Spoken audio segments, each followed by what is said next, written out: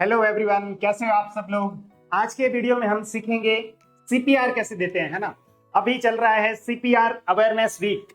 तो CPR awareness week का जो अपना थीम है, save A life and learn CPR. तो सीपीआर एक ऐसा टॉपिक है जो कि न सिर्फ nursing, paramedical, medical, even though आप मेडिकल से बिलोंग नहीं भी करते हैं, फिर भी आपको सीपीआर टॉपिक सीखना है आज के वीडियो में। क्योंकि कभी भी ये लर्निंग आपके किसी भी व्यक्ति की जान बचाने में काम आ सकती है। तो आज के वीडियो में हम सीपीआर को सीखेंगे, है ना। तो सीपीआर की अगर अपन बात करें कि भाई सीपीआर होता क्या है, तो सीपीआर का मतलब यह है कि डब्ल्यूएचओ ने सीपीआर की एक डेफिनेशन दी है। उसको अगर अपन देखें कि क्या है डेफिनेशन, तो सीपीआर का मतलब है कार्डियो पल्मोनरी रिसक्सिटेशन। मतलब कार्डियो मतलब हार्ट, पल्मोनरी का मतलब लंग्स, हार्ट और लंग्स को फिर से क्या करना, रिसक्सिटेट करना, यानी कि रिवाइव करना। CPR is an emergency procedure that combines chest compression and artificial ventilation to restore the circulation and breathing in a person whose heart or breathing has stopped। मतलब जो भी ऐसा कोई व्यक्ति अपन को सडनली आपको दिखे रोड पे कि भाई रोड पे चल रहा है या सड़क के किनारे में पड़ा हुआ है या फिर किसी रोड एक्सीडेंट में आपको कोई पर्सन है जो कि लेटा हुआ दिखे और उसका हार्ट है जो कि काम करना बंद कर दिया है और ब्रीदिंग स्टॉप हो गई है, उस केस में आप उसको कंप्रेशन, जो कि अपन कंप्रेशन देते हैं, है ना, चेस्ट को दबा के, कंप्रेशन और वेंटिलेशन यानी कि आप जो ब्रीदिंग दोगे उससे उसकी जान बचाने की कोशिश करना, उसको क्या बोलते हैं अपन, सीपीआर बोलते हैं। ठीक है।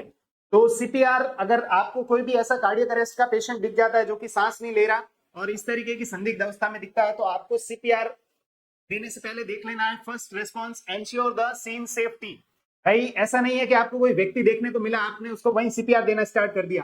सबसे पहले आपको उसको एक सेफ प्लेस पे लेके आ जाना है, एक हार्ड या फिर फर्म जो सरफेस होती है वहां पे आपको लेटा देना, हार्ड या फर्म सरफेस पे। और वो एरिया जो है, सारा एरिया वो सेफ होना चाहिए, मतलब पेशेंट के लिए भी और आपके लिए भी सेफ होना चाहिए। उसके बाद आप सीपीआर स्टार्ट करेंगे। जैसे यहाँ पे कुछ ऐसे प्लेस है, जैसे मान लो फायर है या इलेक्ट्रिक ट्रैफिक है, केमिकल्स है, अनस्टेबल स्ट्रक्चर है। भाई कोई पेशेंट को मान लो इलेक्ट्रिक शॉक लग गया है ना, तो आप उधर पहले क्या करोगे भाई, वायरिंग जो है उसको, इलेक्ट्रिकल जो वायरिंग है वहां से बाहर निकालोगे पहले, नहीं तो आपको खुद को शॉक लग सकता है ना। तो इस केस में अपन क्या करेंगे, इसलिए सीन सेफ्टी है जो इंपॉर्टेंट है, पहले आपको सीन को सेव कर लेना है। ठीक है। उसके बाद में आपको क्या करना है, सीन सेफ्टी आपने देख लिया, उसके बाद में आपको रेस्पॉन्स चेक करना है कुछ इस तरीके से, है ना। इस फोटो में जैसे दे रखा है इस तरीके से आपको रेस्पॉन्स चेक करना है। और रेस्पॉन्स चेक करते समय आप क्या करोगे, पेशेंट जो भी विक्टिम है उसके शोल्डर पे टैप करोगे, शोल्डर पे टैप करके पूछोगे आर यू ओके, या अपनी लोकल लैंग्वेज में क्या हुआ भाई साहब, आपको क्या हुआ, आप ठीक हो, कोई दिक्कत तो नहीं है, ऐसे करके आप रेस्पॉन्स चेक कर लोगे। ठीक है। अगर कोई रेस्पॉन्स नहीं आता है तो आप क्या कर दोगे, एम्बुलेंस को कॉल कर दोगे, कॉल फॉर हेल्प इमीडिएटली, है ना। 108 पे आप कॉल कर दोगे और उनको बोलोगे कि फर्स्ट एड किट और जो भी एईडी किट है वो आप लेके पहुंच जाओ। एईडी का मतलब है ऑटोमेटेड एक्सटर्नल डिफिब्रिलेटर। उसके बाद जब तक एम्बुलेंस आती है तब तक आप क्या करोगे, उसका पल्स और ब्रीदिंग है जो चेक कर लोगे। पल्स और ब्रीदिंग आपको कैसे चेक करनी है, तो अडल्ट के अंदर तो अपन पल्स चेक करते हैं, कौन सी पल्स चेक करते हैं, अडल्ट या फिर चिल्ड्रन में कैरोटिड पल्स चेक करते हैं, और इन्फेंट बच्चा है तो उसमें ब्रेकियल है जो पल्स अपन चेक करते हैं। ठीक है। और अगर कोई ब्रीदिंग नहीं है और कोई पल्स नहीं है तो आपको सीपीआर है जो स्टार्ट कर देना है। ठीक है। और इसके अलावा अपन क्या करते हैं, इसमें एयरवे को ओपन करने के लिए कुछ मैन्यूअर यूज करते हैं, हेड टिल्ट, चिल लिफ्ट और जो थ्रस्ट मैन्यूअर। ठीक है। अब अगर अपन देखें, देखो कैरोटिड पल्स कहाँ पे होती है, तो कैरोटिड पल्स यहाँ पे आपको गर्दन के किनारे पे टच करके देखना है भाई। यहाँ पे ये एक तो आपका उभरा हुआ जो पार्ट है एडम सेपल होता है, और इधर जो आपका कैरोटिड आर्टरी होती है गर्दन के पास, मैंडिबल के जस्ट नीचे, यहाँ पे आपको जस्ट 5 से 10 सेकेंड फील करके चेक कर लेना है। ज्यादा पल्स फील करने में टाइम वेस्ट नहीं करना है। अगर आपको नहीं मिलती है पल्स तो आपको इमीडिएटली सीपीआर स्टार्ट कर देना है ना। ज्यादा टाइम वेस्ट नहीं करना है पल्स में, 5 से 10 सेकेंड होती है। इसी तरह फिमोरल ब्रेकियल, है ना, फिमोरल पल्स अपन चेक करते हैं बच्चों में, चाइल्ड में, और ये चेक करते हैं अपन इन्फेंट में, यानी कि जो छोटे बच्चे होते हैं ना 1 साल तक के या 0 से 1 साल, उनमें अपन ये ब्रेकियल पल्स चेक करते हैं। मतलब ब्रेकियल पल्स जो हाथ के यहाँ पे होती है ना, ये अंदर की तरफ ये ब्रेकियल पल्स होती है। ठीक है। उसके बाद में अपन नेक्स्ट देखते हैं कि भाई ब्रीदिंग अपन चेक कर रहे हैं तो कैसे चेक करते हैं। भाई ब्रीदिंग आप इसके देखो, ये एक पर्सन है जो कि इसके फेस के पास में आ गया है और उसकी सांसों को महसूस करने की कोशिश कर रहा है और उसकी आंखें कहाँ पे, इसके चेस्ट के ऊपर, तो चेस्ट के मूवमेंट को देख रहा है, इस तरीके से ब्रीदिंग चेक कर रहा है। पल्स और ब्रीदिंग दोनों एब्सेंट थी तो आपको इमीडिएटली क्या करना है, हम सीएबी प्रोटोकॉल फॉलो करते हैं। सीएबी का मतलब इमीडिएटली आपको चेस्ट कंप्रेशन स्टार्ट कर देना है और रेट क्या रखना है, 100 से लेके 120 रेट रखना है, मतलब 1 मिनट के अंदर 100 से 120 तक कंप्रेशन चले जाने चाहिए। और कैसे दोगे आप, तो आपको अपना हाथ जो है दोनों, उसमें से जो आपका डोमिनेंट हैंड है यानी कि वर्किंग हैंड, उसको तो आपको रखना है नीचे इस, और उसका दूसरा प्लेसमेंट को इंटरलॉकिंग कर लेना है इस हाथ के साथ में, ठीक है। अब आप क्या करोगे, जो आपका ये इस पाम का जो हील है यानी कि जो उभरा हुआ पोर्शन है ये वाला, सिर्फ इसको आप टच करोगे, पूरे एरिया को टच नहीं करना है पेशेंट पे, जैसे इस तरीके से पूरा चेस्ट पे टच नहीं करना है, सिर्फ हील को टच करना है, ठीक है। तो इस तरीके से आप प्लेसमेंट रखोगे और जो एल्बो है यहाँ से ये वाला, ये क्या है कि लॉक होना चाहिए, पूरा स्ट्रेट रहना चाहिए, मतलब ऐसे, ठीक है, ऐसे बीच में से मुड़ा हुआ नहीं रहना चाहिए, नहीं तो आप ऐसे ऐसे सीपीआर देते रहोगे, ऐसे पूरा ये लॉक होना चाहिए और शोल्डर से प्रेशर लगाओगे, ठीक है। तो कितने कंप्रेशन देने हैं ऐसा लॉक करने के बाद में आपको, तो 30 कंप्रेशन आपको दे देने हैं ना, 30 बार आप कंप्रेस करोगे, 30 बार कंप्रेशन करने के बाद आप क्या करोगे, 2 बार ब्रीथ दोगे, फिर वापस से 30 कंप्रेशन 2 ब्रीथ, 30 कंप्रेशन 2 ब्रीथ, इस तरीके से आप करोगे, ठीक है। और 1 मिनट में क्या रेट आप फॉलो करोगे, 100 से लेके 120, ठीक है।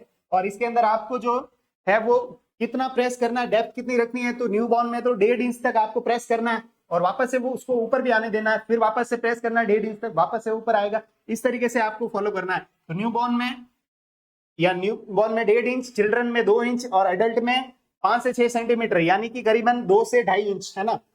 यहाँ पे लिखा है, जैसे ये अडल्ट का है कि भाई नॉर्मली अपन एक आम आदमी में 2 इंच तक आपको प्रेस करना रहता है, ठीक है। नेक्स्ट स्लाइड में अपन बात करें कंप्रेशन टू वेंटिलेशन रेशियो कितना रहता है, ये मैंने आपको बता दिया 30:2, है ना। अगर एक ही आदमी है तो 30:2 फॉलो करना है अडल्ट में, तो लेकिन अगर बच्चा है भाई, अडल्ट में जान बचाने वाला 1 पर्सन हो या 2 हो, अपन को 30:2 ही फॉलो करना है ना। लेकिन अगर बच्चा हो तो उसमें अपन रेशियो है जो 15:2 फॉलो करते हैं, मतलब 15 कंप्रेशन देते हैं, उसके बाद दूसरा वाला आदमी ब्रीथ देता है 2 बार, ठीक है। लेकिन आपको जो है 30 कंप्रेशन 2 ही याद रखना है ना, क्योंकि इन जनरल आप किसी भी पर्सन को मतलब बच्चे अपन को रास्ते में ऐसे इस तरीके से सिचुएशन कम ही देखने को मिल जाता है, लेकिन मोस्टली अगर आपको अडल्ट या फिर 8 साल से बड़ा इस तरीके का देखने को मिल जाता है तो आपको 30:2 ही रेशियो फॉलो करना है। अदरवाइज 2 लोग होते हैं तो आप 15:2 फॉलो करते हैं, बाकी सब में आपको 30:2 के हिसाब से फॉलो करना होता है, ठीक है।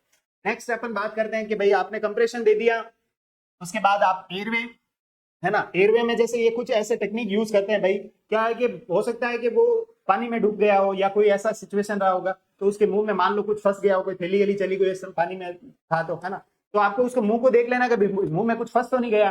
तो इस तरीके से अपन ये एक मैन्योर यूज करते हैं जिसके अंदर हेड को अपन थोड़ा सा ऐसे क्या करते हैं, टिल्ट करेंगे यहाँ से इस तरीके से, फिर चिन को थोड़ा सा लिफ्ट करेंगे और मुंह को खोल के देखेंगे कि भाई अंदर कुछ फंसा हुआ तो नहीं है, ठीक है।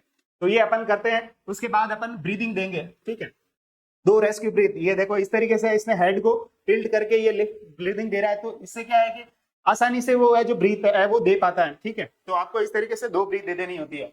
और उसके बाद में अगर जो एम्बुलेंस है या जो भी हेल्प है वो अगर पहुंच जाती है या आप हॉस्पिटल पहुंच जाते हो तो वहां पे आपको एईडी को यूज करते हैं, ऑटोमेटेड एक्सटर्नल डिफिब्रिलेटर इस तरीके का होता है।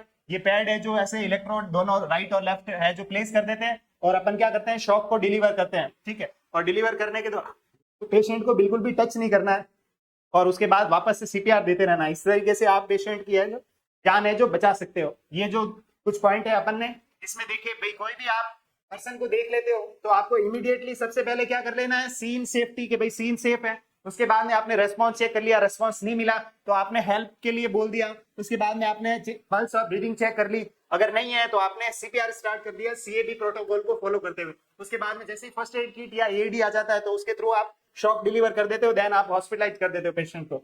उम्मीद है इस वीडियो को देखने के बाद आप किसी भी व्यक्ति की जान बचाने के लिए एलिजिबल हो जाओगे। तो सीपीआर के बारे में आपने सीखा। सीपीआर का मतलब बेसिक मोटा मोटा यही है कि कहीं भी आपको सडनली कोई व्यक्ति कार्डियक अरेस्ट की वजह से, है ना, ऐसे इस तरीके की अवस्था में दिख जाता है, आपको लगता है कि भाई इसको सीपीआर की नीड है, तो इमीडिएटली आपको रेस्पॉन्स चेक करके सीपीआर स्टार्ट कर देना और 30 कंप्रेशन देने और 2 ब्रीथ देना है, ठीक है। तो thank you so much video को पूरा देखने के लिए। उम्मीद है आप लोग भी इस वीडियो को सीरियसली लेंगे। और अगर आपको समझ में नहीं आया तो वीडियो को दोबारा शुरू से देखिए, लेकिन सीपीआर को सीख के जाइए। सीपीआर एक बहुत ही महत्वपूर्ण टॉपिक है जो कि किसी व्यक्ति की जान बचाने में कभी भी आपकी काम आ सकता है और उस व्यक्ति के भी काम आ सकता है ये वीडियो देखना आपके। ठीक है, तो थैंक यू सो मच, जुड़े रहिए कीरोसा पैरामेडिकल एकेडमी के साथ।